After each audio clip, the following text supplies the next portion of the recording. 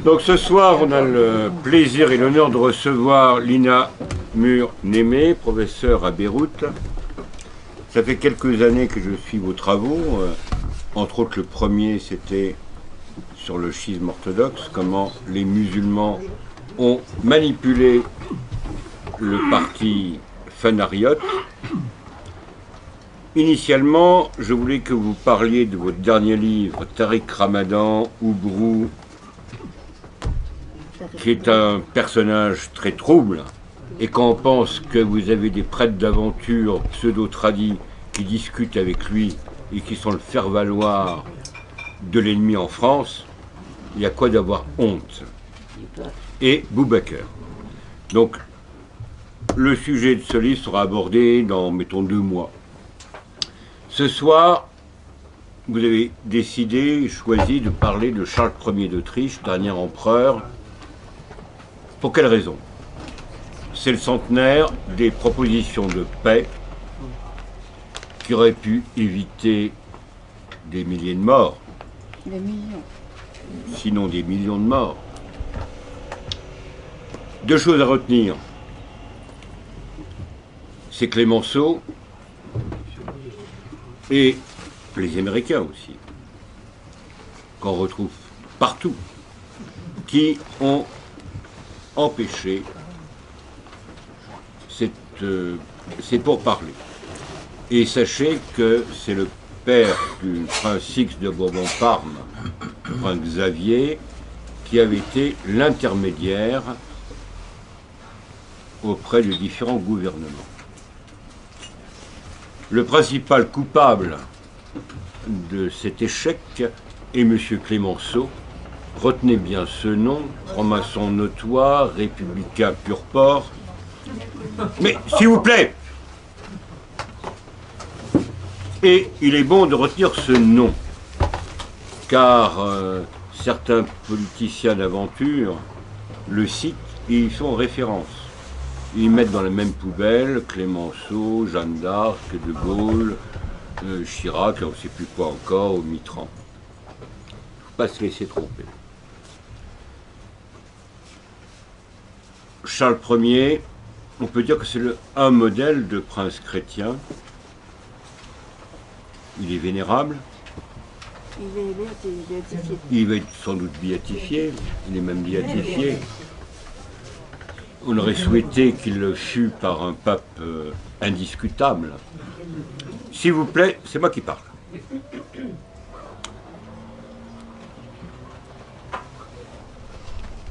Certainement, c'était un homme, peut-être vous ne serez pas d'accord avec moi, faible par certains côtés. Non, pas du tout. Oui. Zita était certainement beaucoup plus politique que lui. Et on peut faire des parallèles, mais ce n'est pas le moment, entre Louis XVI, Nicolas II et Charles Ier. Il faut savoir que Charles a été trahi par les siens. Il a mené une vie de proscrit. Et il a été trahi en Autriche, en partie, par des hommes d'église. Des démocrates crétins. Oh, excusez-moi, des démocrates chrétiens. Enfin, c'est la même chose. Donc, je vous cède la parole. À vous.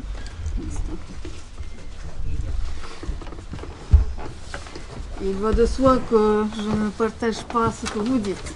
Je ne suis pas de votre avis. Et je n'ai pas toujours eu de l'estime pour Charles d'Autriche. J'ai fait sa connaissance sans le vouloir, durant sa béatification. Il y avait 5 personnes canonisées ou béatifiées. Il était le 5e et ça me cassait les pieds parce que ça allongeait la cérémonie. Nous étions au soleil et je ne voyais pas pourquoi on nous tenait là pour un politicien. C'est que vous savez, depuis des décennies, depuis peut-être 1982 et même avant, mon père m'a appris depuis que je suis petite à observer ce qui se passe sur la scène politique et internationale et à me méfier et à voir le côté sordide des gens pour expliquer leurs actions sauf preuve du contraire. Pour expliquer les actions des gens, sauf preuve du contraire. Donc 2 ans plus tard, alors que je travaillais sur ce livre qui a pris 10 ans de recherche et qui s'est appelé « Quand les Anglais livraient le Levant à l'État islamique », je suis tombée sur Charles d'Autriche et j'ai vu que c'était quelqu'un de tout à fait respectable, de tout à fait honorable et de très courageux. En fait, j'ai vu une lueur de paix qui s'ouvrait à l'époque où tout semblait noir dans la guerre, tant en Orient qu'en Occident. Ça m'a rappelé la lueur qu'avait allumée l'intervention de Mikhaïl Gorbatchev il y a quelques années, quand il a proposé la paix à l'Occident. Et je me suis plongée dans l'étude de cette tragédie navrante et ce fut extrêmement douloureux. J'ai souffert chaque fois que dans l'histoire ou dans la vie, un homme politique populaire perdait sa position, ou des amis, ou des biens, parce qu'il défendait la vérité, parce qu'il défendait des innocents, ou parce qu'il tentait de sauver des vies humaines. La tragédie de Charles d'Autriche est une des pires que nous présente l'histoire, car un monarque assassiné peut témoigner de sa grandeur durant sa mort. Mais Charles d'Autriche, justement, on dit qu'il est faible. Pourquoi? Parce que les circonstances ne lui ont pas permis de montrer ce qu'il était. De quoi peut témoigner la déchéance d'un monarque populaire, calomnié, chassé et tombé dans la misère et mort en tout sang? On verra l'histoire de Charles d'Autriche sous un tout autre angle si on la compare avec celle du russe Mikhaïl Gorbatchev. Gorbatchev aussi pouvait croire qu'en offrant la paix à l'Occident, il allait gagner. Durant les décennies qu'a duré l'Union soviétique, les présidents américains ont attaqué le communisme, tout en aidant les tsars rouges à opprimer le peuple.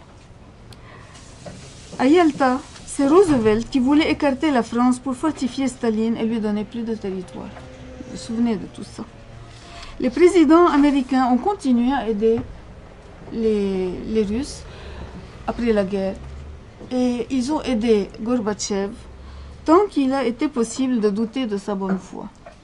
Quand il s'est avéré qu'il ne mentait pas comme ses prédécesseurs, qu'il tolérait vraiment la liberté religieuse, qu'il voulait vraiment ouvrir les prisons, qu'il ouvrait les églises, quand 200 églises s'ouvraient chaque semaine, quand il s'est avéré que, sincèrement, Gorbatchev voulait mettre fin à la guerre froide et s'allier à l'Occident, quand il a avoué en public qu'il croyait en Dieu, les Américains se mirent à exiger de lui des concessions exorbitantes et à adresser dans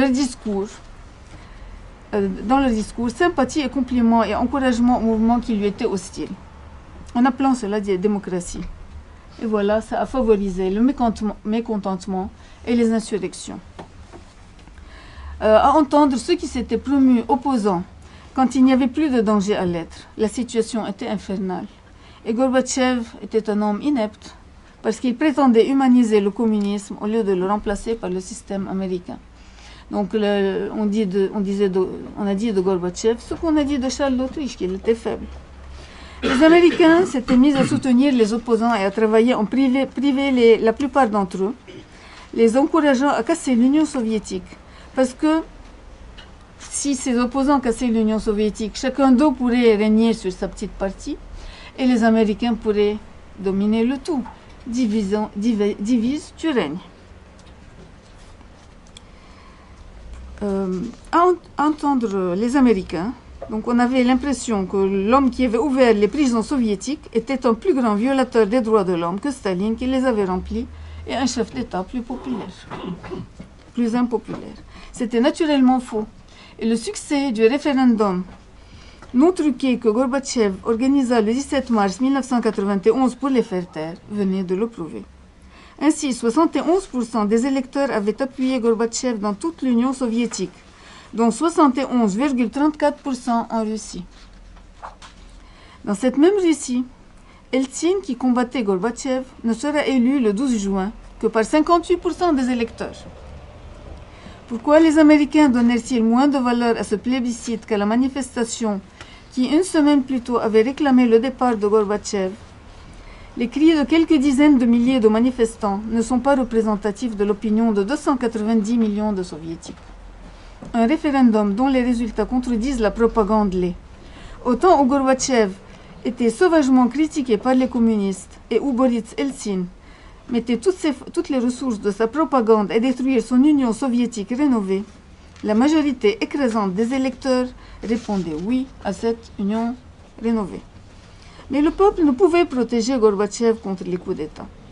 Le 18 août 1991, ses ministres le prirent avec sa famille en otage. Ils pensaient soit le forcer à revenir en arrière, soit régner sans lui en le prétendant malade. Le 19 août, le pays apprit la soi-disant maladie de Gorbatchev et l'instauration de l'état d'urgence. Et 200 000 manifestants coururent protester sur la place rouge de Moscou pour le faire libérer. Boris Eltsine en profita pour les haranguer en attaquant le putsch et les communistes. La foule l'applaudit en brandissant de grands drapeaux russes. C'était les drapeaux de ce même tsar contre lequel en 1919 avait eu lieu la révolution communiste. Et de même que le Kaiser Guillaume II s'était servi en 1917 des talents d'orateur de Lénine, Bush se servit de ceux d'Eltsine pour faire tomber, sur la même place rouge de Moscou, le plus grand chef d'État du monde orthodoxe. Les moyens de communication modernes permettaient à Bush d'intervenir dans la scène qui se déroulait à Moscou sans y être. Il déclara qu'il se réjouissait de voir l'action du peuple russe, et avec lui appuyait Eltsine. Ainsi intervenaient les dieux dans les tragédies grecques d'autrefois pour changer le sort des mortels. La déclaration de Bush signifiait la déchéance de Gorbatchev. Eltsine ne vit pas plutôt Gorbatchev libéré, qui lui donna des ordres et lui extorqua des concessions. Il l'humilia même le 23 août devant le Parlement de Russie, en lui demandant des comptes au sujet du putsch dont il avait en fait été victime. Il feignait d'oublier que si Gorbatchev n'avait pas accepté de renoncer au culte de la personnalité qui le faisait traiter en Dieu, pour devenir un homme comme lui, il n'aurait jamais osé lui parler ainsi. Il aurait craint de se retrouver en Sibérie ou dans un asile psychiatrique. Gorbatchev choisit la date de la nuit de la Noël occidentale pour se retirer de la scène politique pour toujours, comme si c'était pour leur lancer un dernier appel ou bien, je ne sais pas, un reproche. Et en quelques années, la propagande de ses ennemis retourna la majorité de son peuple contre lui. Gorbatchev fonda une ONG et pour la financer alors qu'il n'avait plus sa fortune, il se mit à faire des conférences et même à tourner des clips publicitaires.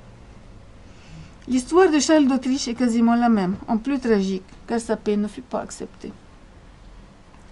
Il faut d'abord situer la chose dans son contexte international pour comprendre. Et le contexte international du temps de Charles d'Autriche, c'était la lutte à mort entre l'Angleterre et l'Allemagne pour la suprématie industrielle et maritime, et donc la capacité de dicter ses volontés au Moyen-Orient. Car les Anglais, qui étaient devenus rapidement une grande puissance industrielle au XIXe siècle, cherchaient des débouchés dans le monde entier pour leurs produits, et en même temps, ils cherchaient à s'assurer un arrivage permanent de matières premières. La colonisation des Indes, qui comprenait alors le Sri Lanka, le Pakistan, le Bangladesh, etc., leur avait donné un territoire considérable en Asie et beaucoup de consommateurs pour leurs produits. Mais les Prussiens ambitionnaient d'annexer les États de langue allemande. La Prusse convoitait l'Autriche, alors le plus important pays parlant l'allemand. L'Autriche était alliée aux autres États qui risquaient d'être annexés par la Prusse. La Bavière, le Württemberg, le Grand-Duché de Bade, le Hanovre, la Saxe, le Grand-Duché de Hesse. Espérant mettre fin aux visées hégémoniques du roi Guillaume de Prusse et de son chancelier Bismarck, cette coalition menée par l'Autriche attaqua la Prusse et ses alliés et ses États satellites en 1866. Mais l'habileté de Bismarck procura à la Prusse la victoire, le Hanovre, le Schleswig, Holstein, le Hesse-Kassel, Francfort, le duché de Nassau et une partie de la Hesse-Darmstadt furent annexés par la Prusse. Quelques années plus tard, en 1870, la Prusse annexa l'Alsace et la Lorraine et mit la main sur la Bavière. Et c'est dans la galerie des glaces de Versailles que le roi Guillaume de Prusse se fit proclamer empereur germanique ou Kaiser le 18 janvier 1871. L'empereur prussien succéda ainsi à l'Empire français en Europe. Ensuite, Bismarck travailla à unifier la Prusse et les États qu'elle avait avalés, en créant une industrie allemande lourde qui devint rapidement la meilleure au monde. En ceci, l'Allemagne devenait la rivale de l'Angleterre, qui jusque-là avait eu la primauté en la matière. Ces deux États-là ne pouvaient être premiers en même temps et ne pouvaient que s'affronter mutuellement. La Serbie aussi ambitionnait de s'agrandir aux dépens de ses voisins. Elle faisait des préparatifs pour envahir la Bosnie-Herzégovine. Mais en 1908, l'Autriche la précéda et annexa ses provinces. La Serbie appela les grandes puissances à la guerre. La Russie répondit, mais les autres grandes puissances gardèrent le silence. La Turquie accepta des dédommagements et l'Autriche paya. Il n'y avait pas eu de guerre mondiale parce que l'Angleterre et l'Allemagne ainsi que la France étaient restées neutres. Ce n'était que partie remise, car l'Allemagne et l'Angleterre étaient occupées à fabriquer d'immenses navires de guerre, des super dreadnoughts. Chacune parvenue au sommet de sa puissance militaire guettait le moment où elle pourrait éliminer l'autre. On pouvait en fait prédire la date exacte, l'année exacte à laquelle commencerait la Grande Guerre mondiale, que préparaient l'Angleterre et l'Allemagne. Au vu de l'avancement de leur programme d'armement, cette date c'était 1914. L'Angleterre et l'Allemagne avaient des projets, elles avaient des chantiers en cours durant les années précédentes, des chantiers qui se terminaient en 1914. Et en 1914, les forces étaient à peu près égales. Jusque-là, l'Allemagne n'avait pas une force pouvant se comparer à celle de l'Angleterre.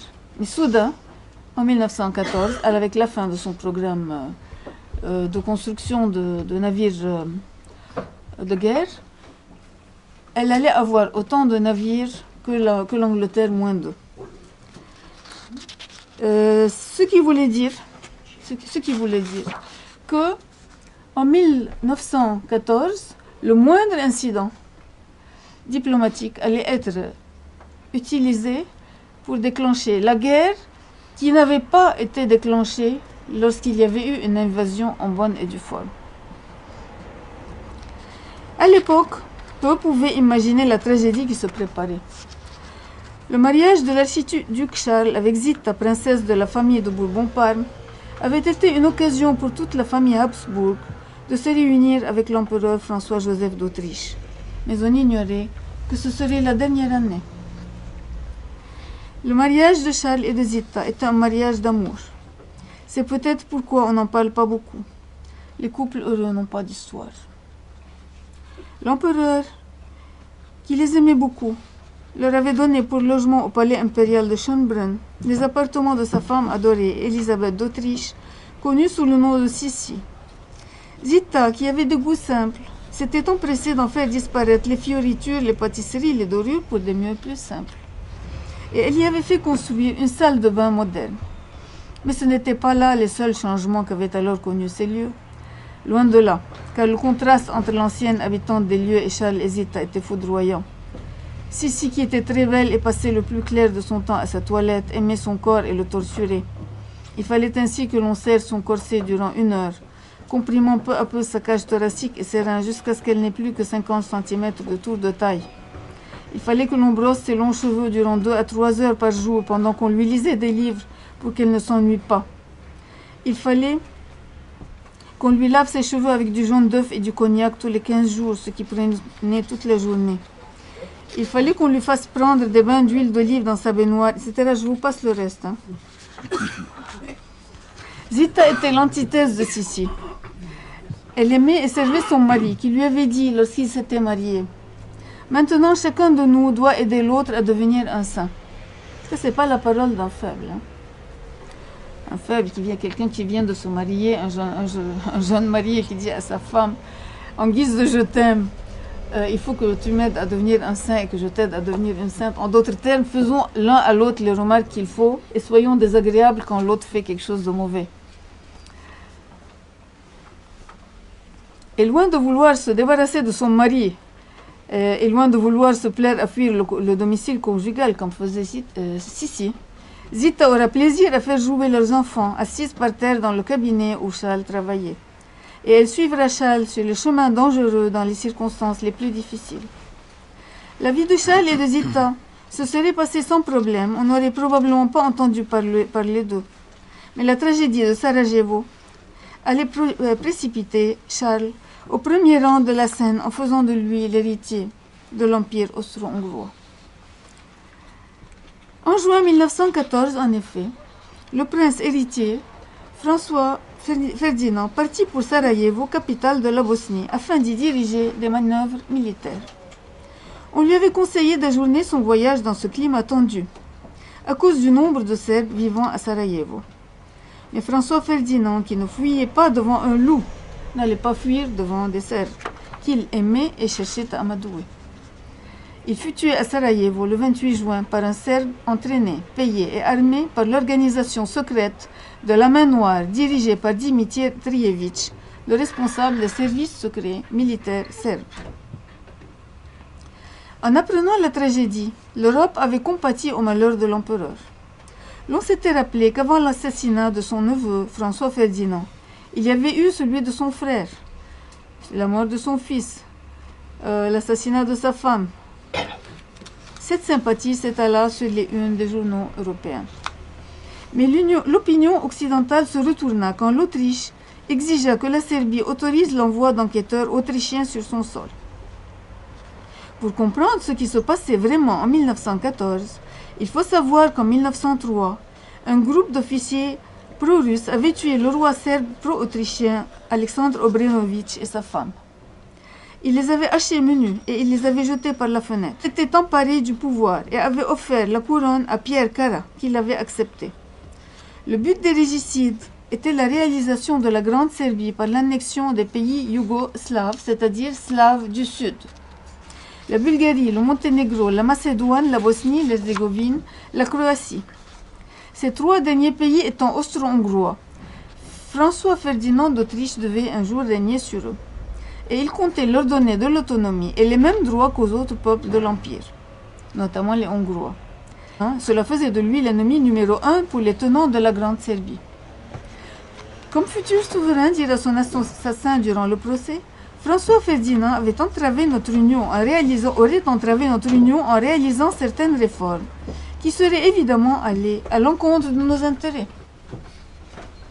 L'assassinat avait été organisé par la société secrète fondée en 1911 par le régicide Dimitrievitch sous le nom de l'unification ou la mort.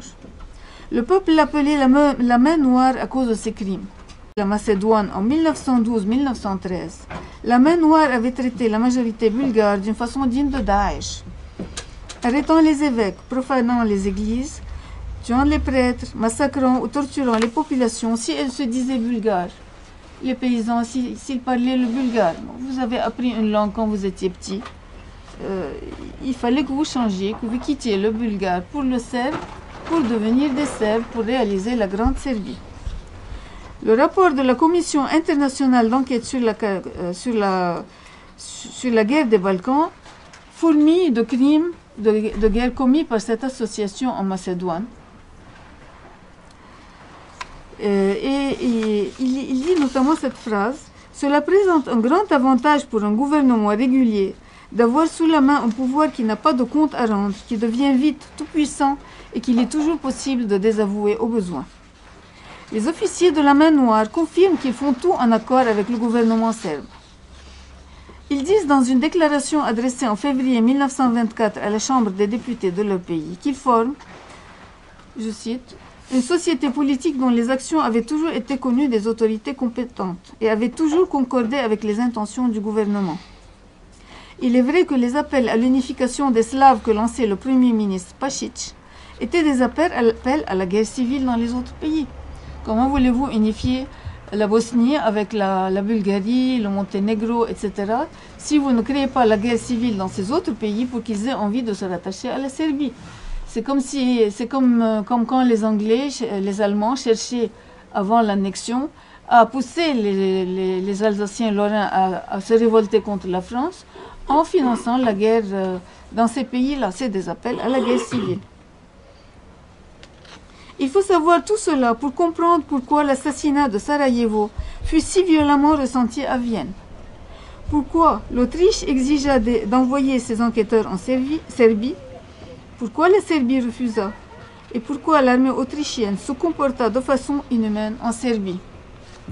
En fait, la Serbie voulait la guerre pour pouvoir annexer des territoires autrichiens, comme elle avait annexé ceux de la Macédoine. La Serbie était soutenue par la Russie, qui avait elle aussi des ambitions territoriales, annexer Constantinople à l'est et la Pologne à l'ouest. La Prusse voulait depuis longtemps annexer des territoires autrichiens et elle n'avait pas réussi à les prendre par la force. Maintenant, elle allait introduire son armée en Autriche et pousser par une propagande intensive les Autrichiens à demander l'union avec elle.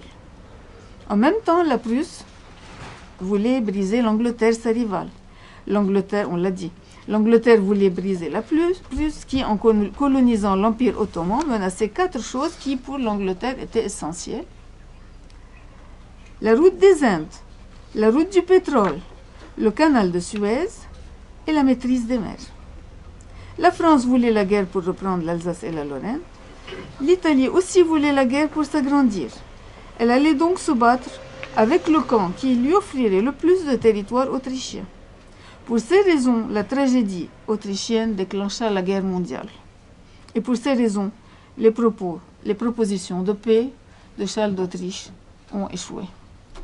Et pas du tout parce qu'il était faible. Ils ont échoué parce qu'aucune des nations concernées, toutes, à part l'Autriche, toutes voulaient la guerre. L'Autriche était la seule qui voulait la paix. L'empereur François-Joseph d'Autriche mourut le 21 novembre 1916. Son successeur, Charles Ier, 29 ans, estimait que la Belgique, pays neutre envahi par les Allemands, était victime d'une injustice qu'il fallait réparer et que la France était en droit de réclamer l'Alsace et la Lorraine. Il voulait également rendre justice aux nationalités non allemandes et non hongroises de son empire et retirer l'armée autrichienne de Serbie. Il jeta un pavé dans la mare de la politique internationale en annonçant le 22 novembre qu'il voulait arrêter la guerre. Ça aussi, ce n'est pas un acte de quelqu'un de faible. Quelqu'un de faible aurait continué dans le courant en disant « on va les casser, on va les massacrer, on va ». Charles déclare au contraire qu'il va tout faire pour bannir dans le plus bref délai les horreurs et les sacrifices de la guerre et rendre à mes peuples les bénédictions disparues de la paix, aussitôt que le permettront l'honneur des armes, les conditions vitales de mes États et de leurs fidèles alliés et l'entêtement de nos ennemis. Là, il est bien question d'entêtement, c'est-à-dire que s'il n'y avait pas eu l'entêtement de leurs ennemis, la paix aurait eu lieu. Donc là, on ne peut pas dire qu'il y avait de la faiblesse non plus. En pleine guerre, il est bien plus facile de parler de guerre et de dire qu'on va écraser l'ennemi et de pousser à la haine, parce que l'instinct primaire de l'homme, c'est la haine et pas le pardon. Et pas de faire la paix, et pas de renoncer à quelque chose quand on est gagnant. N'oublions pas que l'Autriche était gagnante à l'époque. C'est un vainqueur qui proposait la paix. Pourtant, Charles d'Autriche avait raison. Les hommes mouraient en nombre effroyable sur tous les fronts. Certes, les Allemands et les Autrichiens étaient vainqueurs en Europe, mais ils étaient soumis au blocus allié et la faim allait les briser à terme. Et le point faible de la coalition était l'Empire ottoman. Pour le briser et pour obtenir l'aide des Arabes contre les Turcs, le gouvernement britannique avait dépensé des sommes inouïes et promis de reconnaître un califat arabe basé à la Mecque. Donc, si la paix de l'Autriche était acceptée, si l'Autriche arrivait à convaincre les autres de faire la paix, non seulement il y aurait des millions de morts et d'autres tragédies qui seraient évitées, mais en plus, ce califat arabe ne serait plus nécessaire. Parce qu'il n'y aurait plus de guerre, il n'aurait pas besoin même. Bon, ils voulaient casser l'Empire ottoman et les Anglais voulaient la Palestine, c'est ça le problème.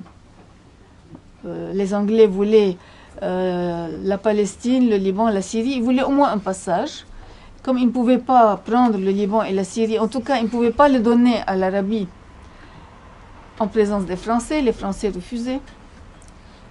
Ils se sont entendus avec les Français et ils se sont davantage entendus avec les Arabes. Avec les Arabes, ils se sont entendus pour leur donner tout,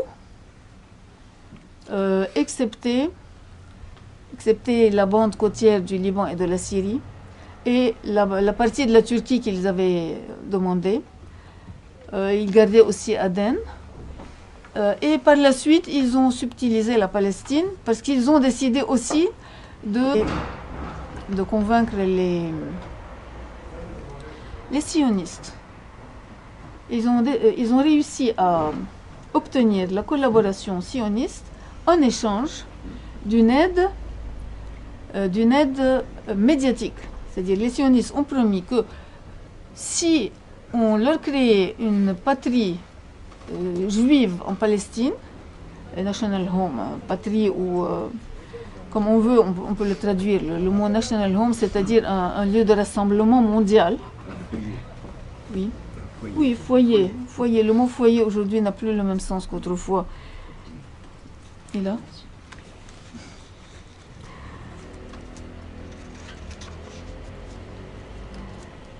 Et en échange, les sionistes s'engageaient à faire pencher, entre guillemets, à faire pencher les pays neutres, les opinions publiques dans les pays neutres, en faveur des alliés, partout dans le monde, surtout aux États-Unis. Donc pour obtenir l'aide des États-Unis, et ça c'est pas moi qui le dis, c'est Lloyd George, le ministre,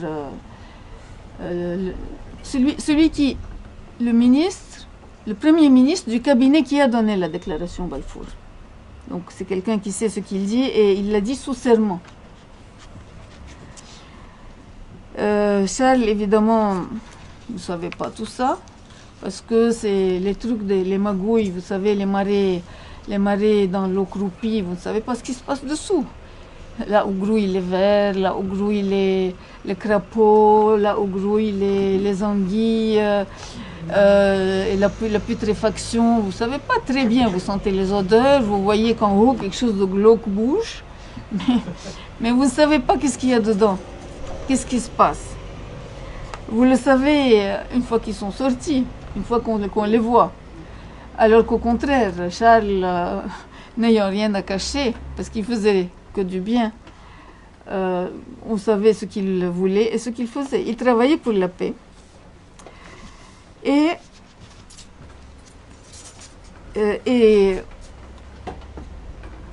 il était clair que ni cette déclaration Balfour, qui en créant ce foyer national juif, allait obligatoirement déplacer du monde. Déplacer du monde, ça veut dire créer des tragédies. Nous sommes en train d'en subir les répercussions jusqu'à maintenant. Je ne vais pas dire nous au Liban, je vais dire nous dans le monde entier. Et c'était une époque à laquelle les Juifs ne voulaient pas de ça. La majorité des Juifs du monde suivaient les rabbins, et les rabbins étaient antisionistes. En Angleterre même, la majorité presque totale des notables, notamment juifs, étaient antisionistes. En fait, il y a eu plus de chrétiens qui ont travaillé à la déclaration Balfour que de juifs. Et le seul ministre du cabinet Balfour qui a accordé la déclaration Balfour, pardon, du cabinet Lloyd George qui a accordé la déclaration Balfour, le seul juif, était aussi le seul opposant à cette déclaration. Il disait c'est une déclaration antisémitique, parce qu'il disait j'ai passé ma vie à sortir du ghetto et vous voulez m'y remettre. Maintenant, nous, on est habitués à l'existence d'un État d'Israël qui finalement a réussi à ne pas être tout à fait un ghetto. À ne pas être tout à fait un ghetto, puisqu'il y a des gens qui ont aidé les Juifs, qui n'étaient pas Juifs, qui sont restés, des Druzes, des musulmans, des chrétiens. Mais il est vrai que petit à petit, c'est en train quand même de se raréfier et de se diviser. Non pas, si vous voulez, non pas de façon harmonieuse, parce que du côté où il y a, la partie qui ne fait pas partie de cet État juif, est en train de devenir de plus en plus musulmane, de plus en plus islamiste, sous l'égide du Hamas. Et l'autre partie, la partie où règnent les Israéliens, il y a des attentats, ils sont sur le qui-vive, ils sont sur leur garde, ils se renferment sur eux-mêmes. Et je ne sais pas si c'était... je ne sais pas. Il y en a beaucoup qui quittent. Il y en a beaucoup qui considèrent qu'ils ne sont pas heureux et ils quittent. Maintenant, ça ne veut pas dire que je ne suis pas en train de dire d'effacer l'État d'Israël parce que les Palestiniens l'ont reconnu. Moi, je ne veux pas être plus royaliste que le roi. Je veux juste dire que généralement le statu quo, et à l'époque c'était ce que c'était, généralement le statu quo rend les gens plus heureux sur le plan politique quand il n'est pas basé sur une injustice flagrante. Également, donc il y avait d'une part la déclaration Balfour, d'autre part le califat. Ça, c'était les deux choses par lesquelles les Anglais allaient payer le refus de l'offre de paix de l'Autriche. Il faut les garder bien en tête. Et en même temps, il faut se rappeler que tous étaient sous blocus, tous avaient faim. Donc tout ça, c'était pour dire que la majorité des Juifs du monde, et notamment des Juifs d'Angleterre, étaient opposés à l'idée d'une ségrégation des Juifs dans un territoire donné. Peut-être en fait qu'il n'y a pas eu de ségrégation parce qu'il y a eu ces plaintes de ce ministre juif, ce ministre anglais juif, il refuse qu'on dise juif anglais, qui s'appelait Herbert Samuel Montagu, qui était antisioniste et qui disait que la Palestine est également le pays où a eu lieu la crucifixion et où a eu lieu le sermon sur la montagne. Évidemment, il ne va pas dire la résurrection, il n'y croit pas. Il a également dit quelque chose qui était très sensé. Il avait dit, à ma connaissance, même si on vidait la Palestine de tous ses habitants, elle ne pourrait pas contenir je crois, le tiers des Juifs du monde. Où iront les autres? Et qui choisira cet autre tiers? Donc tous ces problèmes, on continue aujourd'hui à se les poser. J'ai traduit dans ce livre ses discours, son discours, sa lettre qu'il a écrite à ses frères ministres pour protester contre la déclaration Balfour et pour dire donnez-moi le droit en tant que juif, anglais juif, de vous dire mon point de vue et de vous dire notre point de vue à nous juifs. Donc les rabbins à l'époque étaient opposés au sionisme parce qu'ils considéraient que le Messie devait ramener les juifs en Palestine par une opération divine. D'ailleurs, lui il le dit d'une façon très amusante, Montagu, il dit je n'ai jamais entendu dire que Lord Balfour ou Lord Rothschild puisse être le Messie. Donc Charles Ier, arrivé au milieu de cette magouille, de ce panier de crabes de ses adversaires, et je ne dis pas tous les Anglais, je viens de prouver qu'il y avait au moins un Anglais qui était bon dans le cabinet, du moins dans cette affaire-là, il était, comme disent les Anglais, fair. Et probablement que la majorité du peuple anglais était dans ce cas, mais on ne leur avait pas demandé leur avis. Comme on parlait de ce marée glauque de la politique britannique, ce qui se passe au fond, on ne le voit pas. Les pauvres gens voient ce qui sort et ce qu'on leur dit. Le blocus allié avait produit à Vienne une misère criante que l'empereur pouvait voir quand il descendait dans la rue. Les pauvres n'avaient rien à manger et mouraient de froid. Charles Ier disait en privé « Si chacun faisait son devoir de chrétien, il n'y aurait pas tant de haine et de misère dans le monde. » Il créa une chose alors inouïe, un ministère des cas sociaux.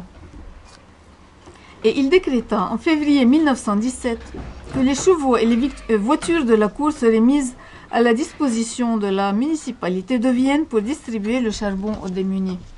Vous imaginez un peu l'actuel président de la République française, M. François Hollande, ou son successeur, quel qu'il soit, ou son prédécesseur, ou ses prédécesseurs, publiant une ordonnance, c'est-à-dire eux-mêmes se condamnant leur propre voiture à servir pour charrier le charbon et les vivres pour les pauvres de la ville pendant le froid. Vous imaginez comme c'est quelque chose à quoi on peut s'attendre de nos jours. Charles, évidemment, a été très aimé. Dans ce genre de cas, les peuples aiment celui qui les aime. Il passait son temps à voyager. Un de ses ennemis dit « Jamais monarque ne gagna l'affection populaire aussi rapidement. L'empereur ne restait pas à Vienne. Le train impérial roulait sans cesse parce qu'il s'occupait de tout le monde. Il voulait pacifier l'Empire. Comme il y avait des gens qui étaient mécontents un peu partout, il voulait leur faire aimer leur pays. Étant donné que l'Autriche-Hongrie était composée d'une affaire de 11 ethnies différentes. Et quand on vous dit que les Slaves haïssaient l'Autriche-Hongrie, en réalité, s'ils haïssaient l'Autriche-Hongrie, on n'aurait pas vu un pape slave, qui est Jean-Paul II, canoniser ou béatifier Charles parce que son père, qui était soldat dans l'armée de Charles, lui avait appris à l'aimer. Son père était polonais. Bon, pardon. Et lui avait donné son prénom. Il lui a donné son prénom, Karl.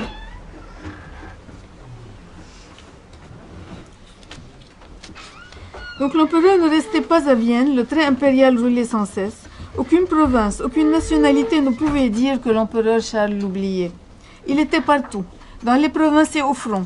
Son premier mot était un message de paix dans une guerre qu'il ne leur avait pas infligée. Pour les opprimés, pour les nations les plus pauvres, la monarchie devenait message évangélique. Charles était gentil, Charles connaissait les gens, Charles savait ce que c'était que les personnes disparues. Charles était juste. La foule séduite s'inclinait devant son cher sourire. On a encore des photos de Charles prenant des bains de foule. C'était pas fréquent de faire ça. Les chefs d'État opposés à Charles, par exemple, même en Angleterre, rien qu'en voyant leur visage, on sent l'orgueil.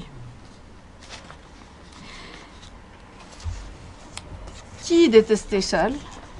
Et qui a fait à Charles la réputation d'être mauvais, d'être inepte, d'être faible? Ce sont l'aristocratie, les fonctionnaires, les officiers supérieurs, les politiciens. La majorité d'entre eux étaient jaloux de lui. Il était heureux, il avait une position super, il était bon, et il était heureux en mariage. Et vous savez qu'on supporte quelqu'un qui est au-dessus de soi quand il est méchant. Ça, c'est notre instinct de chien. C'est le péché originel en nous, qu'il n'y a pas quand on est un bébé. Quand on est un bébé, au contraire, on aime la personne qui nous traite le mieux. Mais quand passé ce temps, on se met à changer. Et plus on grandit, plus on devient chien. Plus on sort notre instinct de chien. Alors, quand le Christ nous dit si vous ne devenez pas comme des petits-enfants, ça veut dire si vous ne rangez pas le chien en vous et vous libérez l'enfant, parce que le chien mange l'enfant, il le mange. Si vous ne laissez pas l'enfant libre à l'intérieur de vous-même, vous ne pourrez pas entrer dans le royaume des cieux, parce que dans le royaume des cieux, il n'y a pas de chien. Et le chien, il lèche la main qui le frappe et il mord ceux qui sont bons. Donc avoir un chef d'État qui est bon au-dessus de soi, ils vont le mépriser parce qu'ils considèrent que celui qui est fort, c'est celui qui fait du mal. Charles était également haï parce qu'il, je cite toujours, sévissait sans pitié partout où il soupçonnait l'existence de corruption. Mais si Charles sévissait contre la corruption des politiciens, des accapareurs, des banquiers, des officiers et des fonctionnaires, il était obligé de respecter celle des journalistes au nom de la liberté de la presse. Les rédactions des journaux déjà n'étaient pas de grande vertu en temps de paix. Nous en savons quelque chose, nous. Elles se vendaient de façon éhontée maintenant que leur vente était réduite au strict minimum. Pour avoir une idée des quantités d'or que Guillaume II peut avoir véritablement versé à la presse autrichienne pour faire tomber Charles Ier, il faut se rappeler les montants qu'il a versés aux agitateurs russes pour faire tomber le tsar. Il a versé aux agitateurs russes plusieurs dizaines de millions de marques d'or. Et les papiers secrets découverts par les Alliés après la Deuxième Guerre mondiale le révèlent. Jamais les Allemands n'avaient osé publier ces papiers. Ils ne les ont pas détruits, mais ils ne les ont pas publiés parce que c'était trop choquant. Les scandales qui éclataient parfois dévoilaient la face visible d'un iceberg, d'autant plus gigantesque qu'en pleine guerre, c'est le patriotisme et la défense de la nation qui sont la norme, et non la louange des puissances qui cherchent à annexer votre pays depuis des décennies. La presse viennoise diffusait une propagande pan-germanique si forte qu'à la fin de la guerre, les Alliés devront interdire à l'Autriche de se rattacher à l'Allemagne. Imaginez-vous ce pays qui, quelques décennies plus tôt, faisait la guerre à la Prusse parce que la Prusse cherchait à l'envahir. Et maintenant, il veut ne faire qu'un avec l'Allemagne, tellement cette propagande était puissante. Vous aviez cette propagande pour la race slave en Serbie, la race juive plaidée par les sionistes, la race islamique plaidée par le shérif Hussein et son fils Faisal, la race germanique. C'est terrible ce qu'il y a eu durant la Première Guerre mondiale et à cette époque-là comme idée de race qui ont éclaté après avec la Deuxième Guerre mondiale. La Première Guerre mondiale était un conflit qui se voulait un conflit. Il parlait beaucoup de race tout le temps, la race musulmane, la race juive, la race. En réalité, Charles échouera. Bon, donc il sera très calomnié pour justifier qu'il soit attaqué. Il faut le calomnier. Comment l'Allemagne allait justifier, allait donner envie aux Autrichiens de se faire allemands, de se rattacher à l'Allemagne, de faire l'Anschluss, sinon en diffusant une propagande en faveur de la race allemande, en faveur de l'industrie allemande, en faveur du pays allemand, en faveur du Kaiser, et contre les Habsbourg, les défauts des Habsbourg, Charles l'Autriche, sa femme. Lui, on disait qu'il buvait. Comment quelqu'un qui boit peut-il passer son temps d'aller d'un endroit à l'autre, à recevoir, à donner des ordres, etc. C'est-à-dire, la masse de travail qu'il faisait était tellement phénoménale que matériellement, il était impossible qu'il ait bu, qu'il ait été capable de boire au-dessus de la normale. En plus, il se restreignait quand il pouvait, parce que parfois il devait bien manger comme il fallait, enfin pas comme il fallait, mais bien manger quand il avait des hôtes. Mais on raconte une anecdote à son sujet.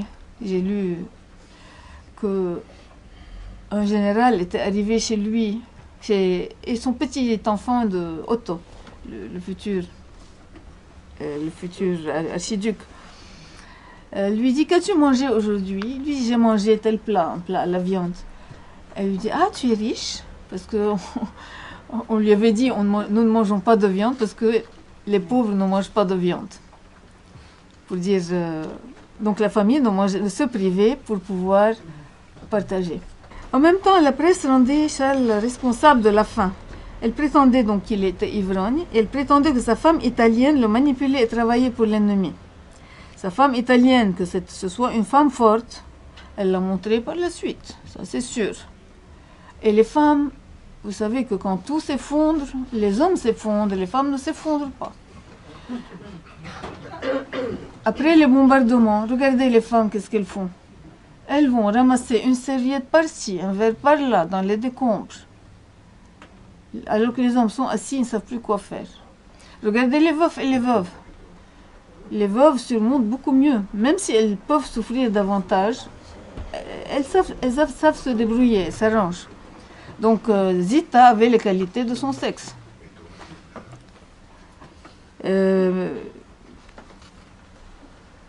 ça ne veut pas dire qu'elle manipulait son mari, parce que de leur vivant, elle n'a pas montré qu'elle le pardon, pendant qu'il régnait, elle n'a pas montré qu'elle le manipulait. On a vu des femmes manipuler leur mari et ça se voyait. Isabeau de Bavière, et d'autres aussi. Mais Zita, non, on n'a pas vu ça, elle le respectait. Maintenant, c'était une femme intelligente qui pouvait donner des conseils, oui. Mais c'était pas comme Hillary Clinton et son mari. Ils disaient tout for one. Vous savez, pendant la campagne électorale des élections de Bill Clinton, le slogan était tout for one. Vous élisez un, vous gagnez deux. Je suis pas absolument sûre que les Américains tenaient à élire un couple plutôt qu'un homme. Et n'oublions pas que l'Italie était l'ennemi à l'époque. Donc on considérait que la femme italienne travaillait pour l'ennemi, ce qui évidemment était faux. N'oublions pas que Zita, c'est vrai qu'elle était italienne, mais c'était une Bourbon. Bourbon, c'est français. La France aussi, c'était l'ennemi, c'est vrai. Ces calomnies sapaient la confiance, semaient le désespoir et causaient des émeutes. En réalité, Charles échouera parce que ses tentatives de paix ne servaient pas l'intérêt des nations en guerre. Et que ses ministres, vendus ou convaincus, comploteront avec les Allemands et feront la politique voulue par ces derniers. Au moment de la défaite, quand Charles sera épuisé physiquement et moralement, ils iront jusqu'à abuser de son isolement, de sa fatigue et de son découragement pour lui faire signer des textes qui le présenteront comme un traître et qu'ils publieront. Ça vous est arrivé d'avoir affaire à des gens qui vous harcèlent de pression et de propositions et qui vous cassent, qui vous jettent des choses à la figure pour vous casser le moral, qui se moquent de vous, des inférieurs, des gens dans votre travail, ou de n'importe où, même des enfants. Quand le harcèlement est permanent, quand il a lieu de jour en jour, de semaine en semaine, de mois en mois, il y a un moment où on craque. Que serait-ce quand toutes les circonstances sont tellement catastrophiques partout pour l'Autriche, comme c'était le cas à l'époque. Alors que c'était à Charles que la réalité était favorable et non au Kaiser à l'époque. En 1919, il y avait des émeutes très sérieuses motivées par la faim en Allemagne. Je vais citer un texte ici. Envoyé par un messager de l'empereur en Allemagne. Le sentiment général est que les ouvriers allemands forceraient la main au gouvernement allemand pour faire la paix dans le cas où l'Autriche le ferait. Des wagons de betteraves provenant de Hollande et de l'Allemagne du Nord et destinés au Sud ont été récemment arrêtés en cours de route et réquisitionnés par l'autorité militaire allemande qui les a dirigés d'urgence sur Essen pour calmer les ouvriers. D'une façon générale, le mécontentement grandit entre l'Allemagne et l'Autriche du fait que les Autrichiens sont mieux nourris que les Allemands. La situation générale est bonne en Autriche. Les réformes radicales du nouveau régime, l'organisation qui a été introduite dans toutes les branches, la poursuite et la répression des fraudeurs ou accapareurs, ainsi que la chasse énergique aux embusqués, 200 000 hommes, ont encouragé tout le monde. Les mesures qui avaient été prises antérieurement contre les Tchèques ont été révoquées par l'empereur. Dans le cas particulier du député Klovac, etc., l'empereur avait autorisé à le faire libérer pour qu'il aille voir son père. Et il avait gracié déjà presque tous les anciens condamnés tchèques ou serbes. Tout ça également n'est pas la preuve de quelqu'un de faible. Parce que pour faire des choses pareilles, il était en train de s'opposer à tout l'appareil. Fin décembre 2016, le Kaiser envisageait, Guillaume II, envisageait une guerre sous-marine sans restriction qui n'épargnerait pas les bateaux marchands battant pavillon des pays neutres. Le 2 janvier 2017, Charles écrit à l'empereur, au Kaiser, « Mon idéal que vous approuvez certainement est de favoriser le désir du monde entier, parvenir enfin à des négociations sérieuses et acceptables pour nos peuples et pour l'humanité. C'est là notre devoir, mais je crains fort que l'ordre que le quartier général projette de donner aux armées ait pour conséquence la rupture définitive du fil de la paix. Excusez-moi qui suis si jeune, mais votre ami et votre allié Si je vous prie encore une fois d'essayer une démarche diplomatique avant que nous reparlions à nos soldats. Le 20 janvier 2017, le Kaiser, donc vraiment on est dans les jours qui suivent, on est dans presque le centenaire. Le Kaiser envoya à Vienne son ministre des Affaires étrangères Arthur Zimmermann et le commandant en chef de sa flotte navale von Holzendorf pour participer à un conseil de cabinet présidé par l'empereur. Holzendorf déclara que la reprise de la guerre sous-marine à une grande échelle était d'une nécessité absolue, car à la fin de 1917, l'Allemagne serait épuisée. Il fallait donc... Qu'est-ce que j'ai dit? Le 20 janvier 2017, excusez-moi, le 20 janvier 1917. On est tellement dans le centenaire que je me suis crue dedans. Et ça ressemble tellement à ce que nous vivons aujourd'hui, surtout. Il fallait donc forcer la décision avant la fin de 1917 pour que l'Allemagne ne soit pas épuisée par le blocus. Elle disposait déjà de 120 submersibles. Six de Bourbon-Parme, le beau-frère de Charles d'Autriche, rencontre le président Poincaré et lui dit que Charles propose la paix sur la base de un armistice secret avec la Russie, moyennant le désintéressement de Constantinople à consentir par lui. C'est-à-dire qu'il était prêt à accepter que la Russie prenne Constantinople. Non pas par faiblesse, mais toujours il se basait sur la langue et les idées des gens qui habitaient ces régions-là.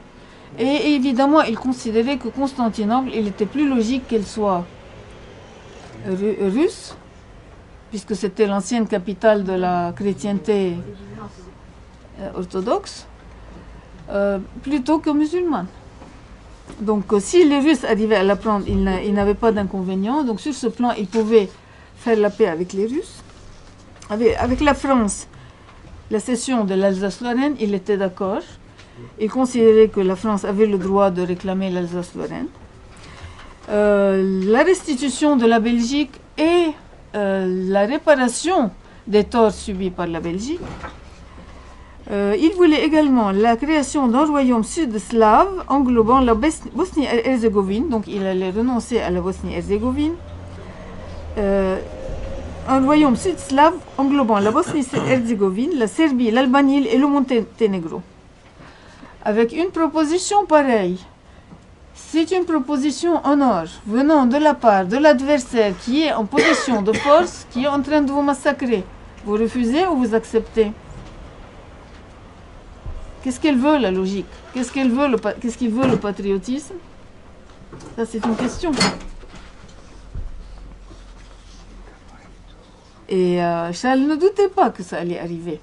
S'il avait pu douter, s'il avait pu imaginer que c'était possible de refuser une offre pareille et de condamner à mort des millions de personnes, parce que vous savez, il n'y a pas eu que le 1,5 million de la Première Guerre mondiale, perdu par l'Autriche, et sans compter les autres. Il y a aussi tous les millions qui sont venus après. Parce que le tsar n'avait pas encore perdu la guerre à l'époque, il n'avait pas encore été détrôné. Il y a eu tous les millions qui ont été tués par la chute du tsar à l'époque et durant les années après, sous Staline. Il y a eu tous les millions tués par les islamistes du XXe siècle. Il y aurait eu des morts tués par l'islamisme, mais il était très calme au début du XXe siècle. L'islamisme, avant la Première Guerre mondiale, il ne tuait pas. Où est-ce que vous voyez des morts tués pour l'islam à l'époque? Très, très, très peu. C'est ça, c'est pour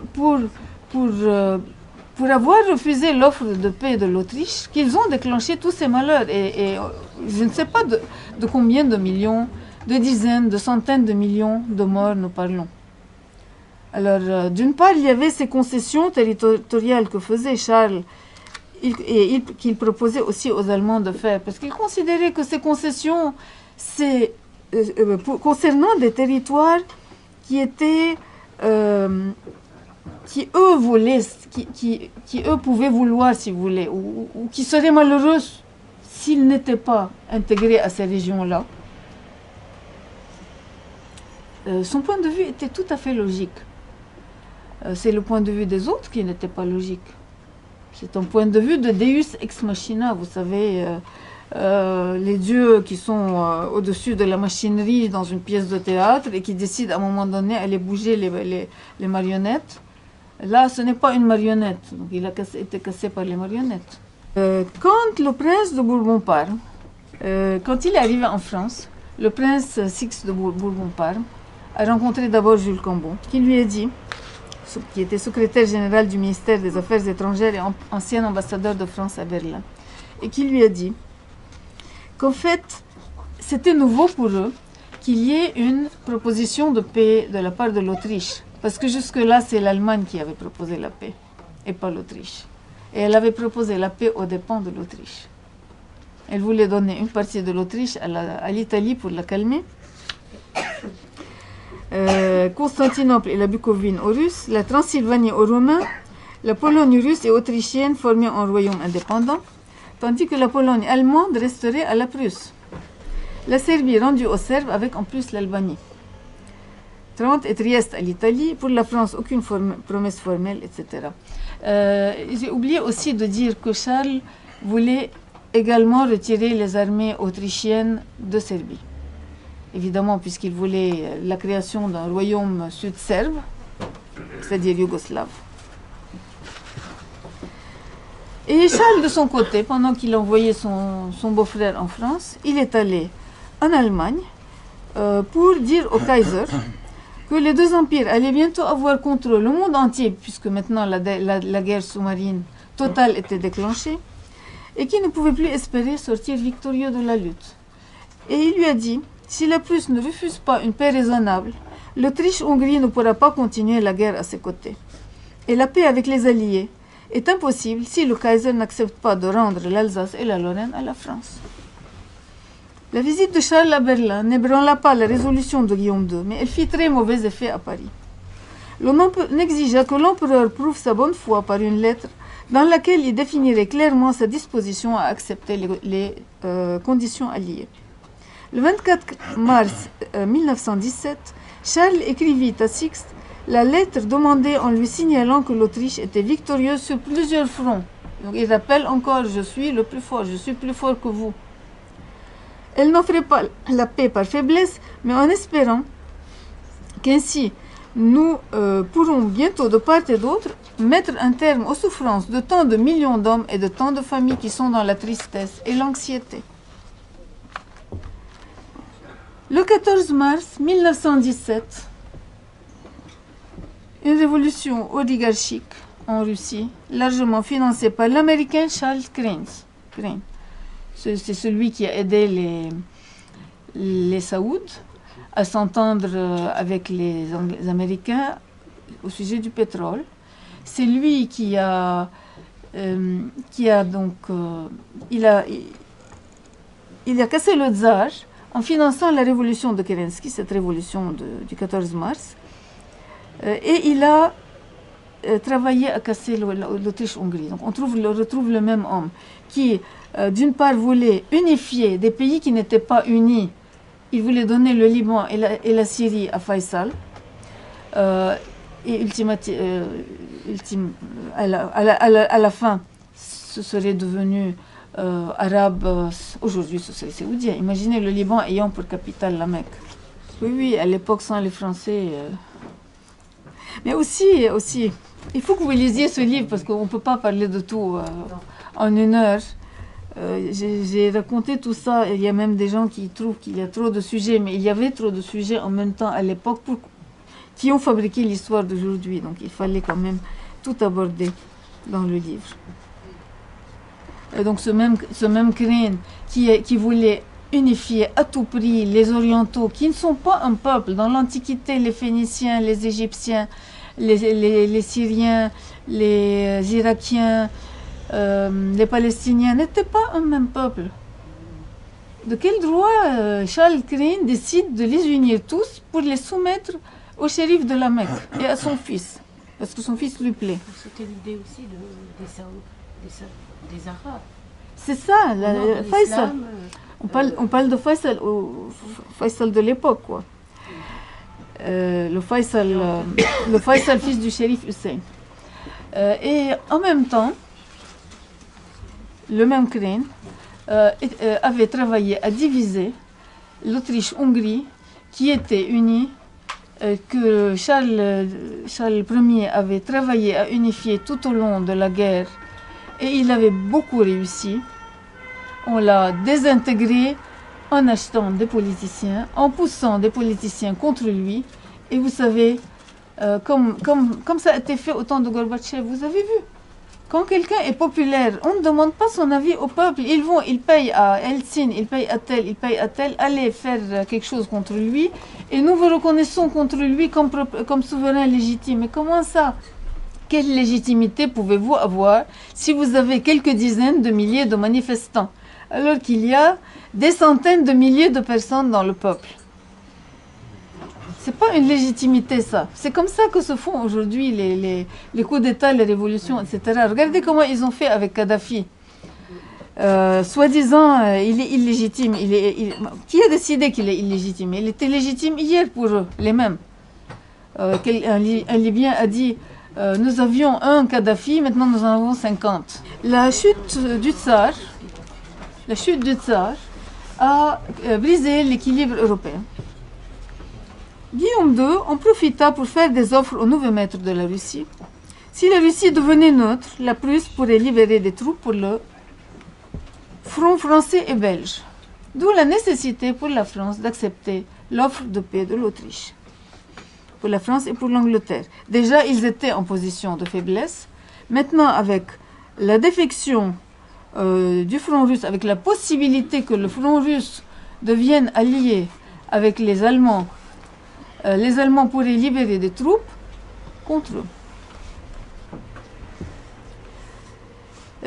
Et ils avaient donc d'autant plus intérêt à accepter l'offre de paix de l'Autriche que l'aide de Wilson pouvait se révéler très coûteuse pour eux. L'aide de Wilson pouvait coûter très cher, et elle va coûter très cher, et elle a coûté très cher. Wilson va tout décider, tout dicter. Mais ce n'est pas arrivé, parce qu'en France, il y avait eu un changement de gouvernement, et Ribaut avait succédé à Briand. Et Ribaut était hostile à l'Autriche. En même temps, Guillaume II finançait les agitateurs russes. Il paya des millions de marks à des agitateurs et finit par payer la plus grosse part à Lénine lui-même. En avril 1919, Lénine rentra en Russie avec une trentaine de ses camarades. Pour ne pas risquer d'être traités d'agents de l'ennemi, ils avaient traversé l'Allemagne dans un wagon aux portes scellées de plomb. Lénine prétend n'avoir vu aucun agent ennemi en route. Mais ce qui prouve le contraire, c'est qu'en arrivant en Russie le 16 avril, il avait changé de plan et décidé de renverser le gouvernement. Et lui, l'opposant pauvre, avait soudain beaucoup d'or à distribuer. Avec cet or, il acheta la propagande qui fit de son parti peu connu le premier parti du pays. Et il facilita la victoire de la Prusse en dissuadant les soldats russes de défendre leur pays et en les envoyant piller leurs compatriotes. Le 14 avril 1917, alors que Lénine était sur sa route vers Moscou, c'est-à-dire Lénine est parti le 12-13 avril, le 14, Guillaume II, tout content, écrit à Charles d'Autriche pour lui dire pourquoi il ne veut pas faire la paix avec les Alliés. Il ne l'a pas dit avant. Là, il lui dit, il commence par énumérer le succès de ses sous-marins qui avaient, dit-il, coulé 861 000 tonnes de marchandises en mars, comme c'est bon, comme c'est agréable. Et je m'attends à de meilleures performances ce mois. De plus, nous ne pouvons pas oublier les dommages causés par nos mines, près de 100 000 tonnes par mois, ce qui fait près d'1 million de tonnes pour le seul mois de mars. La marine s'est promis de couler entre 500 000 et 600 000 tonnes comme une bonne moyenne mensuelle. Puis Guillaume II aborda le sujet des agitateurs russes. Il dit « En Russie, le temps et les nihilistes travaillent pour nous. Des conversations avec les prisonniers et les soldats montrent qu'il n'y aura plus d'offensive. L'armée russe demeurera purement défensive, car elle ne peut rien faire de plus. Naturellement, j'ai envoyé à mon commandement à l'Est des ordres pour sauver nos propres troupes en ne procédant pas à des attaques supplémentaires, surtout durant la semaine pascale. Avec la révolution prête à éclater à l'intérieur, les troupes russes sont en train de déserter le front pour participer au pillage dans le pays. Entre-temps, nous distribuons des tracts demandant s'ils sont prêts pour la paix. Milyukov devra se rendre bientôt ou il le regrettera. Ses propres adversaires veulent la paix, ce qui montre que tôt ou tard, la question pourra être résolue sans problème. Évidemment, Charles, vous pouvez imaginer le rôle joué par l'agent de Guillaume II dans tout ça. Guillaume II lui parle des nihilistes, il lui parle de ce qu'ils font, de leur propagande, mais il ne lui dit pas que c'est lui qui la paye. Mais Charles savait ça. Il lui répond, nous nous battons contre un nouvel ennemi bien plus dangereux que l'entente. C'est la révolution internationale qui trouve son allié le plus puissant dans la famine généralisée. Je vous en conjure, ne négligez pas cet aspect fatal de la question. Mais Guillaume II continua à financer Lénine, qui put ainsi prendre le pouvoir en Russie.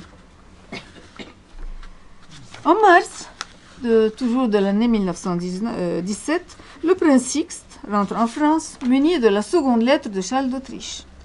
Il est reçu par le président Poincaré, mais le nouveau Premier ministre, Alexandre Ribaut, ne le rencontre pas et tient d'abord à mettre Sonnino, ministre italien des Affaires étrangères, au courant de l'offre de paix de l'Autriche au cours d'une rencontre avec Lloyd George, sachant que c'était extrêmement dangereux, que c'était un viol de la parole donnée de ne pas révéler l'offre de paix de l'Autriche. Donc le 22 avril, le prince de Bourbon-Parme est informé que les Alliés exigent que l'Autriche contente l'Italie, en se laissant amputer d'une large partie de son territoire, y compris de régions où l'on ne parlait pas italien.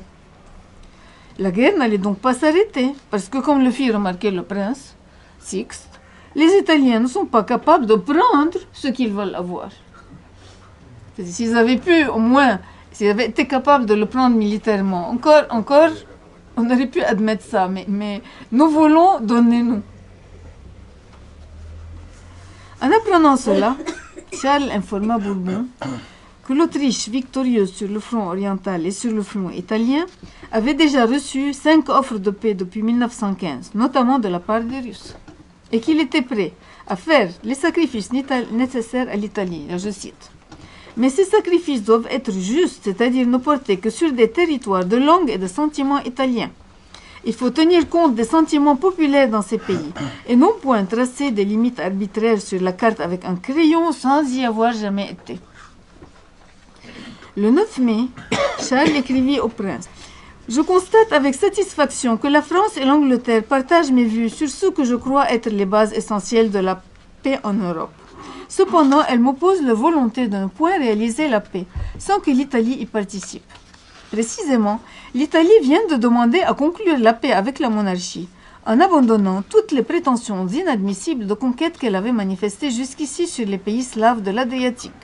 Elle réduit ses demandes à la partie du Tyrol de langue italienne. J'ai ajourné l'examen de la demande jusqu'à ce que je connaisse par toi la réponse de la France et de l'Angleterre à mes ouvertures de paix. Et le pape Benoît XV, tentait également de faire la paix en accord avec Charles d'Autriche. Et il l'encourageait très fort. Quand Lloyd George apprit ce qu'avait écrit Charles, quand le prince de Bourbon montra la lettre de Charles, Lloyd George se déclara positif. Mais Ribaut dit, la paix ne se fera que si l'empereur cède tous les territoires autrichiens promis par les Alliés à l'Italie. Quelles qu'étaient les offres que les Italiens aient faites à l'Autriche par la suite. Vous imaginez un peu cette logique. Jusqu'à présent, on est en train, depuis le début de cette histoire, on nage dans Ubu-Roi, vous savez, c'est ubuesque. En fait, les Italiens étaient divisés. L'offre avait été faite à l'Autriche par le roi et Luigi Cadorna, le chef d'état-major de l'armée italienne vaincu par l'armée autrichienne. Et c'est Sonnino qui, en 1916, avait signé à Londres un traité stipulant que l'Italie trahirait ses alliés autrichiens et allemands en échange d'une partie de l'Autriche, plus la Libye et la province turque d'Antalya. Oui, le pape Benoît XV tentera plusieurs fois d'offrir sa médiation, mais toutes ces propositions de paix seront rejetées par les alliés. Sonnino, juif élevé par une mère protestante et franc-maçon, avait en effet imposé avait imposé dans le traité occulte signé par lui avec les Alliés à Londres une clause interdisant à la France, à la Grande-Bretagne et à la Russie d'accepter que le Saint-Siège intervienne dans les négociations de paix pour le règlement des questions soulevées par la présente guerre. Pourtant, la France avait besoin de paix. Elle était exsangue. C'était elle qui avait le plus de morts et de destruction. L'état-major de l'armée française observait le 20 juillet 1919 que le principal adversaire de la France, c'est l'Allemagne. Des pourparlers avec l'Autriche sont donc moins intéressants pour nous que pour certains de nos alliés. Mais la retraite de l'Autriche entraînerait de telles conséquences militaires, détachement de la Bulgarie, des cessations des exportations de pétrole indispensables à l'aviation, etc., qu'il semble utile de l'aider à sortir de la coalition ennemie, afin d'une part de faciliter notre victoire par les armes sur l'Allemagne, et d'autre part pour l'avenir de provoquer pour longtemps entre les deux empires centraux des ressentiments ruinant le projet de la Mittel Europa. Ça, c'est l'état-major de l'armée française qui envoie cette note secrète, ne sachant pas. La note est secrète et ils ne sont pas au courant de l'offre de paix de l'Autriche. Imaginez un peu mettre les Italiens au courant et ne pas mettre l'armée. L'état-major de l'armée au courant de l'offre de l'Autriche. Il y a ainsi une fédération de sujets de la monarchie yougoslave, des sujets slaves du sud de la monarchie austro-hongroise, qui déclare le 31 mai qu'ils acceptent de former une fédération de peuples autonomes placés sous le sceptre de l'empereur. Les représentants, tous les représentants, les parlementaires. Mais des notables, quelques notables, se mettent à intriguer avec les grandes puissances pour déclarer leur peuple indépendant de la monarchie austro-hongroise.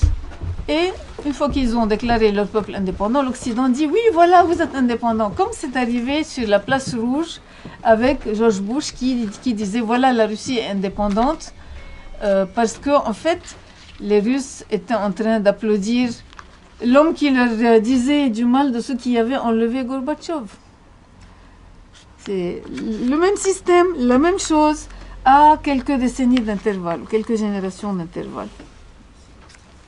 En réalité, oui, donc ils sont allés s'offrir à Nikola Pašić, le premier ministre serbe, qui était réfugié à Corfou.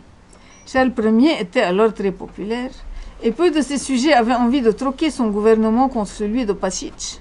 Ils voyaient Charles combattre les hommes corrompus, alors que Pašić les protégeait. Après l'assassinat de Sarajevo, Pašić avait refusé d'autoriser des enquêteurs autrichiens à pénétrer en Serbie, prétendant qu'il mènerait lui-même son enquête. Il y avait assez de preuves pour inculper les officiers de la main noire, mais il avait préféré déclencher la guerre en les protégeant. La guerre mondiale. Puis il avait laissé les Serbes sous les bombes, et il avait fui avec son gouvernement à Corfou. Les Serbes souffraient et avaient faim, ils voyaient mourir leurs enfants, et ils haïssaient Pašić.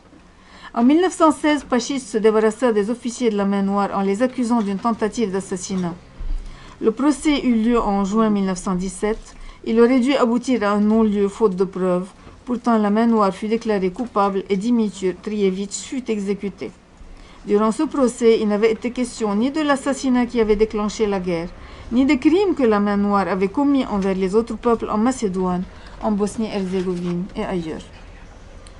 Le 4 août 1917, le deuxième bureau de l'armée française, qui ignorait toujours l'offre de paix de Charles Ier, rédigea une note pour dire qu'il était nécessaire de s'allier avec l'Autriche pour vaincre la Prusse. Et là, je vous passe les détails, vous les trouverez dans le livre pour ne pas vous faire trop attendre. Ça fait plusieurs pages, que j'ai vérifié dans le journal d'époque. Ça a été publié juste après la Première Guerre mondiale, en 1920, par le journal L'Opinion. Surtout qu'à l'époque, les Alliés venaient d'avoir un échec cuisant à Passchendaele et avoir l'armée russe définitivement défaite. Donc l'échec de Passchendaele et la défaite définitive de l'armée russe amènent les généraux Foch et Pétain à penser que la seule parade immédiate est une paix séparée de l'Autriche, avec l'Autriche. Pour la forme, Ribot autorisa la reprise des négociations et finit par les arrêter. La liste des morts s'allongeait de jour en jour et les prédicateurs de révolution provoquaient des émeutes en Occident. Mais Ribaud s'entêta à refuser la paix et son successeur Clémenceau fit de même. Le 29 novembre 1917, raconte Poincaré, je cite, Lloyd George a exposé que l'Autriche, après avoir fait des offres à la France, en avait fait deux fois à l'Angleterre. Lloyd George avait ajouté « La Russie est maintenant défaillante. Il va nous manquer un puissant allié. C'est le moment de détacher un allié de nos ennemis, sinon nous risquons d'être écrasés. » Balfour s'est montré beaucoup plus réservé. Clémenceau a répondu « Il peut nous manquer un allié, mais nous en attendons un autre, c'est l'Amérique. L'essentiel est de tenir jusqu'à ce qu'il arrive en force. » Le 15 décembre, Clémenceau mendiait du pétrole auprès de Wilson, lui écrivant cette phrase terrible. « Si les Anglais ne veulent pas perdre la guerre, il faut que la France combattante... Si les Alliés ne veulent pas perdre la guerre, il faut que la France combattante, à l'heure du suprême choc germanique, possède l'essence aussi nécessaire que le sang dans les batailles de demain. » La hargne de Clémenceau et de Ribaud coûtera à la France 300 000 morts de plus et 1 milliard de francs supplémentaires. Et là, vous connaissez tous le passage d'Anatole France qui dit que Charles Ier est le seul honnête homme qui est paru durant cette guerre. On ne l'a pas écouté, je signale qu'il est anti-monarchiste. Il dit « L'empereur Charles voulait sincèrement la paix. Aussi, tout le monde le déteste. Et quand vous détestez quelqu'un, vous salissez sa réputation. Et donc, vous dites qu'il est faible. » Et ajoute Anatole France, « Ribaud est une vieille canaille d'avoir négligé une pareille occasion.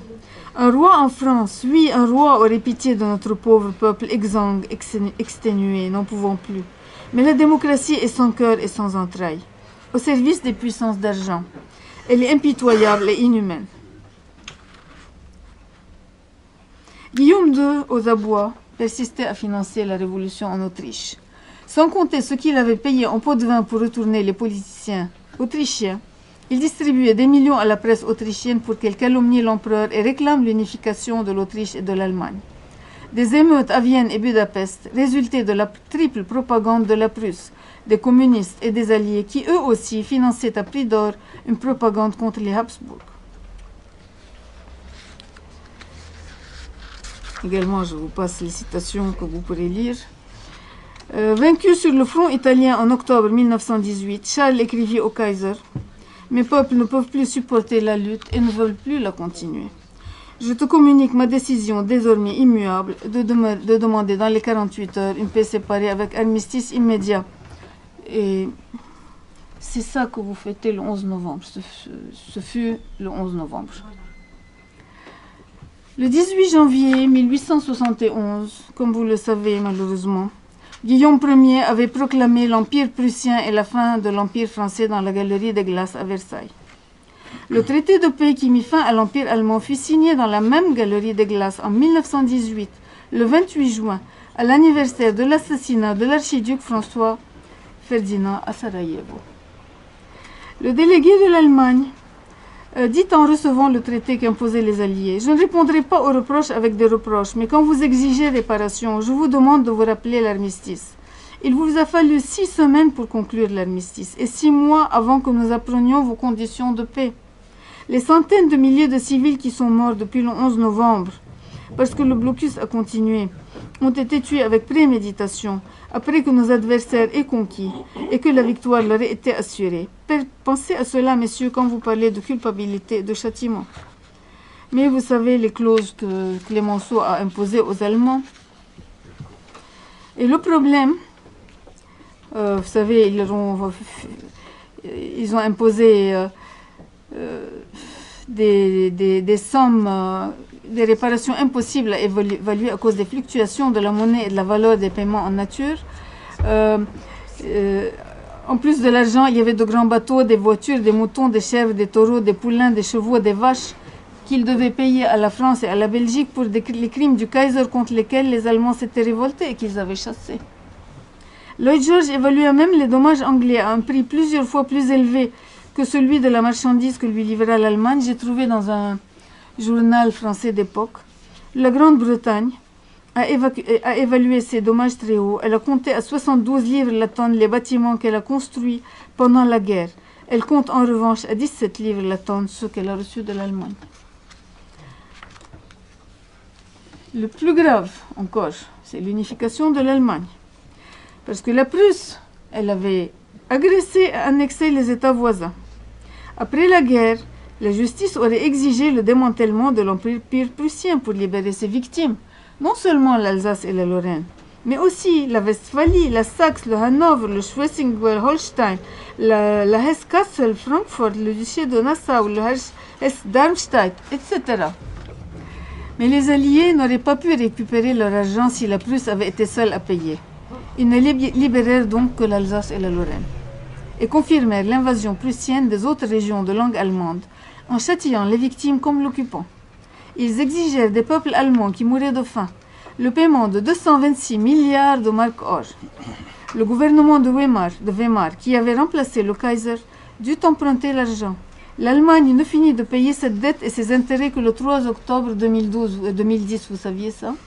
Les Alliés ne traitèrent aucun pays aussi mal que l'Autriche-Hongrie qui leur avait offert la paix. Eux qui avaient unifié l'Allemagne, qui ne voulait pas être unifiée, pour qu'elle puisse payer.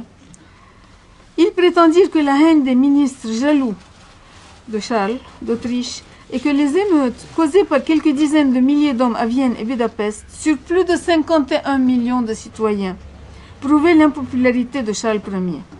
Et après avoir refusé de démanteler l'Empire allemand, ils imposèrent le démembrement à l'Autriche et à la Hongrie sans demander l'avis des majorités populaires concernées. Les États qui succédèrent à Charles d'Autriche le dépouillèrent de tout, même de ses biens personnels. Eux et les Alliés le déportèrent, et il mourut à Madère, dans la misère, dans une maison humide près du village de Funchal que quelqu'un lui avait prêté et qui n'avait pas les moyens de faire chauffer convenablement.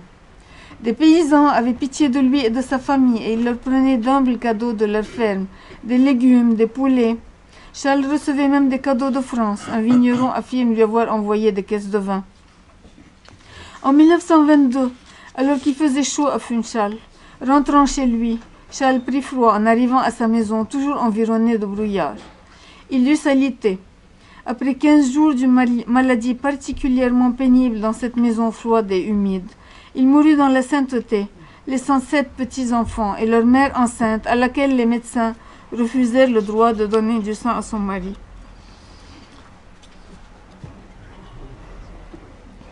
Charles mourut en se sachant haï et en offrant sa vie pour ceux qui